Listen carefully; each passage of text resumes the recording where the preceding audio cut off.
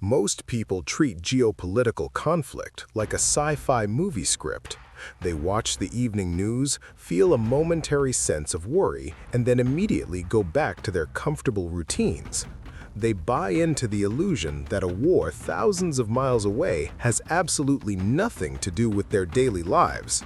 You are making a fatal mistake if you think this way. The global economy is a ruthless, deeply interconnected machine. When the gears of war start turning, the first casualty isn't the soldier in the trench, it is your financial and food stability. In this video, we're not talking about partisan politics or ideology. We're dissecting the cold mechanics of global instability. We are going to expose the first three systems that collapse when an international conflict erupts and prove exactly why your survival demands that you prepare today. The first system to fall is the global energy market.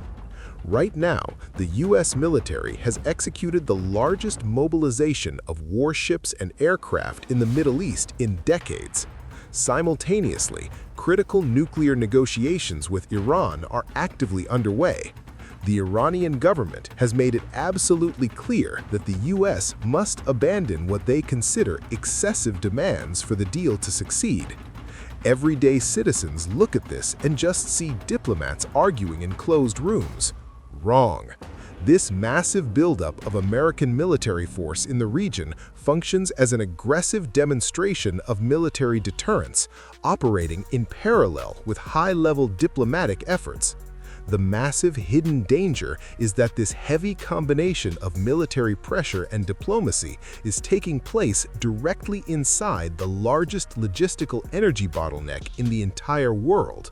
If these negotiations fail, that accumulated military force might be used to forcibly secure maritime routes, or it could instantly ignite brand new indirect skirmishes throughout the region.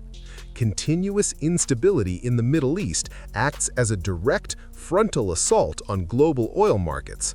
When the flow of energy is threatened, it triggers the immediate collapse of the second system, the commercial supply chain.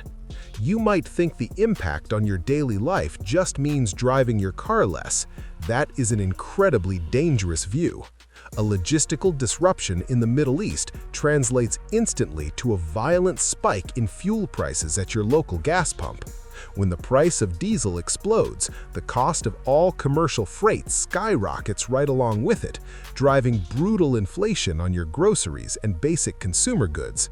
The war doesn't need to drop a bomb on your street, it just needs to obliterate the prices at your local supermarket.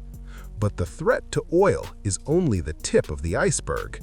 There is a second geopolitical shockwave brewing right now, responsible for taking down the third and most sensitive system of all, global financial markets and international credit lines. The defense minister of Pakistan has officially declared that his country is in an open war with Afghanistan following a series of recent clashes. Just hours after Afghanistan carried out strikes, Pakistani forces responded with heavy retaliation, launching aggressive airstrikes that directly hit the Afghan capital of Kabul. The situation degraded so rapidly that the International Committee of the Red Cross desperately called for an immediate de-escalation of violence. Why should a conflict in South Asia matter to your family? Because Pakistan is not just an aggressive neighbor, Pakistan is a nation that possesses an active nuclear arsenal.